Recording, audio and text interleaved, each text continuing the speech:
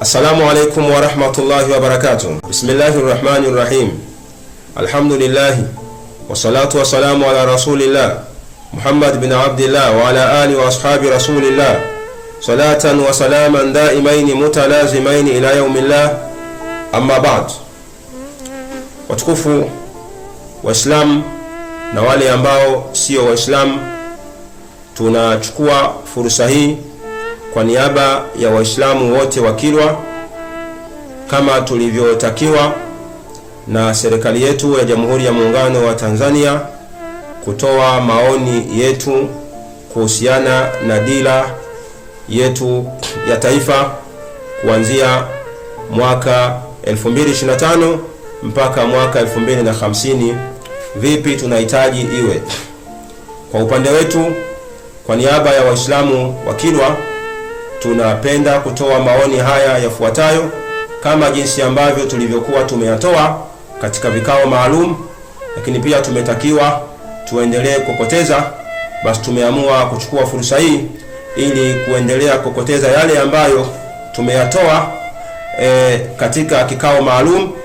Tunaomba yaendelee kufanywa kazi zaidi, na itakuwa ni faida kwa nchi nzima kama yatafanywa kazi.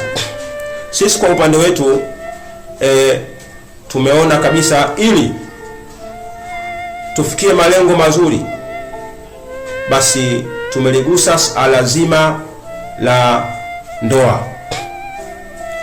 Tumeiomba serikali ya Jamhuri ya Muungano wa Tanzania, na ikiwezekana Waziri wa Katiba na Sheria, hii pia imfike na aizingatie kwa makini na aliangalie kwa jicho la uadilifu. Hatakuta haya tunayoyasema kwa hakika yana hoja zenye mashiko. Serikali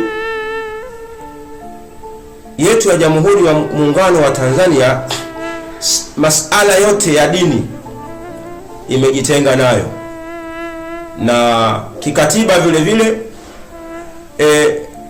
imetoa uhuru kwamba watu wa dini hawatoingiliwa kwenye masala yao ya kidini.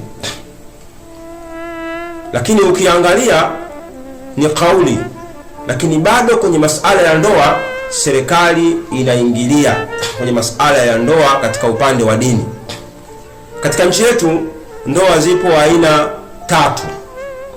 Kuna ndoa ya kimila, watu wanaoana kimila, na kuna ndoa ya kidini, kwa mujibu wa dini yake mtu basi ataolewa kwa mujibu wa dini yake, na kuna ndoa ya serikali ambayo mara nyingi hufungwa katika maboma yetu haya, katika ofisi ya mkuu wa wilaya, ofisi ya mkuu wa mkoa.